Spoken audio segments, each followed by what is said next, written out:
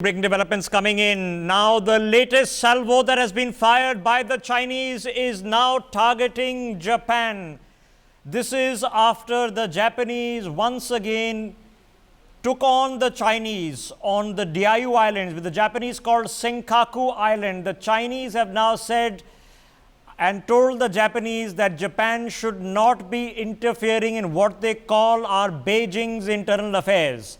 Japan, remember, has passed a bill to change the name of the area from Toneshiru to Toneshiru Senkaku. The Chinese Foreign Ministry, in a statement, has said that the bill was a serious provocation, they say, of China's territorial integrity and sovereignty. This has been a long-standing dispute, so it's not just with India. On several fronts, the Chinese have decided that they really want to take on everyone at a point of time where we don't know if they have the capacity to take on everyone like they're attempting to do so. Professor Madhav Nalapat, the editorial director of the Sunday Guardian, joins us. Professor Nalapat, the Senkaku Island dispute is not a new dispute, but the Japanese have shown a measure of resolve this time with passing a new bill. Clearly, China is very upset. Well, I'd like to say that I have mentioned even to Chinese publications, Hong Kong, for example, that look, in my view, it is very conceivable that there is likely to be war across the Taiwan Straits, in the East China Sea, Japan and China, in the Philippines area, then South China Seas, where Indonesia is concerned, and of course India. So the reality is, yes, you're right. The Chinese are pursuing a very, if I may say so, very aggressive policy all around their periphery. I mean, I don't know the reasons for this kind of policy, but it's very likely that after a certain point in time, many of these countries that are being challenged will say that enough is enough and let's go ahead and challenge.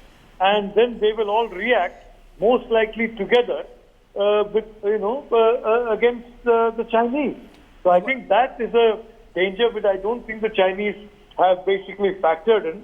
They don't believe that anybody will really fight back. They believe people will give statements but never fight back.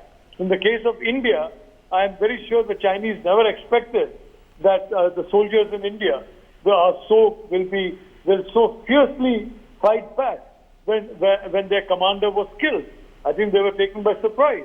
So I think they may find that this kind of provocation all across their periphery, 4 or 5 countries may decide enough is enough, and then now let's all combine and let's combine together. Okay, there is an immediate development that this relates to, because Professor Nalapat, as you well know, pretty much the entire fighting arm of the US Pacific Fleet, including the 3 carrier groups, are all currently now in this region in the South China Sea, very near where the dispute with the Japanese is, just north of that. So the deployment has already happened. Well, it has already happened, but what is surprising to me is that we still seem to be non-aligned, and we are still talking about the Russians as though the Russians are not the closest military ally of the Chinese.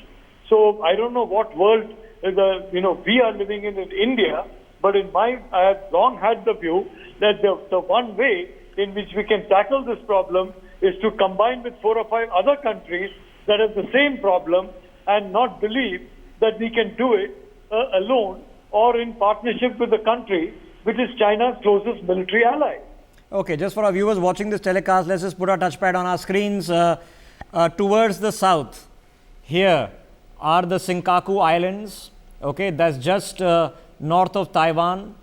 And these are the areas that the Chinese and the Japanese have been disputing for some point of time. The development that has happened is basically that the Japanese have now instituted a bill to change the name of the Senkaku Islands, and the Chinese now are calling it an interference in their affairs. Now, you can clearly see the red line, the dotted dash red line, is the claim of the Japanese in terms of what they say is their territorial waters. The blue line is what the Chinese claim is their territorial waters. North of this, of course, is the Korean Peninsula and the Sea of Japan, the East China Sea. and south of that the Taiwan Straits, and south of that the South China Sea. The South China Sea is where currently all three carrier groups of the US Pacific Fleet are now deployed.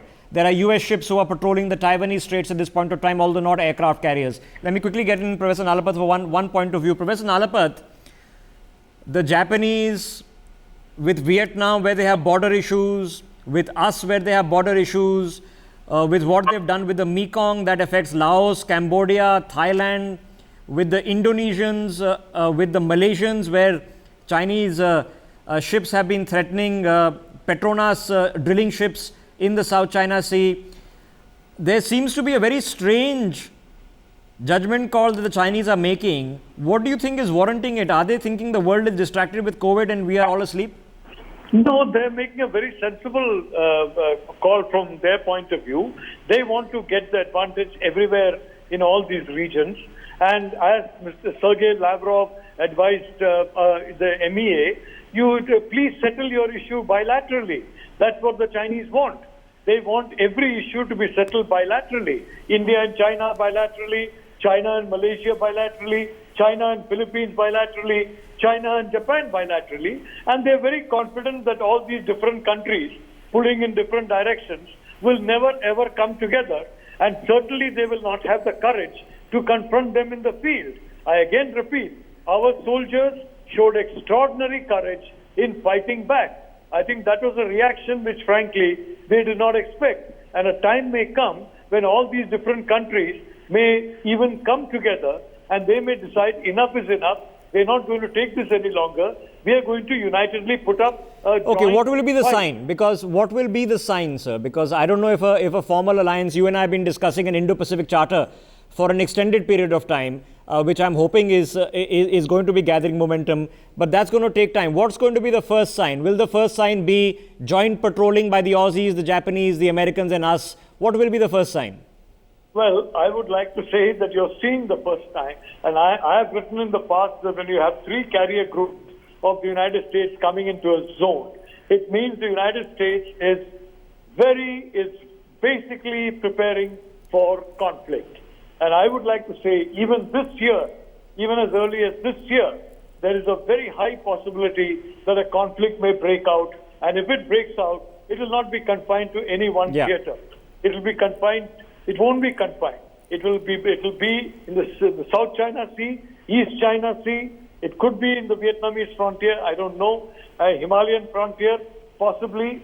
But it is going to, definitely, I can tell you, the third carrier fleet there indicates the Pentagon is ready for war. The third carrier fleet is basically all the carrier groups of the US Pacific Fleet are now currently facing off with the Chinese. And there are pushes being made within America right now to revamp, rebuild and accelerate their own shipbuilding programs so that they can keep up and overtake the Chinese. And this is being done on an assumption that there are losses, wartime losses, that if ships are sunk, that the Americans should be able to replace them at a rapid rate. This conversation is already happening in America, and this is where things stand. Professor Nalapath, we'll of course see you later in the evening to have a more detailed conversation. For now, thanks very much. Those are the developments that are taking place. So, a cyber attack on Australia, direct warning to Australia, a direct threat to Japan, a military confrontation with India on Ladakh. As we speak, the Chinese are now trying to accelerate a naval base that they want to build for themselves in Gwadar, which has already been de facto sold by the Pakistanis to the Chinese. They have internal issues in Chinese-occupied Tibet, internal issues in Chinese-occupied East Turkestan. And I'm not even mentioning the Taiwan Straits here, where for the past several weeks, there have been Chinese ships deployed, American ships have been deployed, the Taiwanese have been doing missile testing to protect their air territory, and they're now approaching the Americans to upgrade their missile shield. The man on the right of your screens, whether he is making the judgment call himself or he's being really badly advised, that he thinks that the rest of us are just going to let the Chinese pick us all off one by one. That's obviously now not going to happen. It's not going to happen.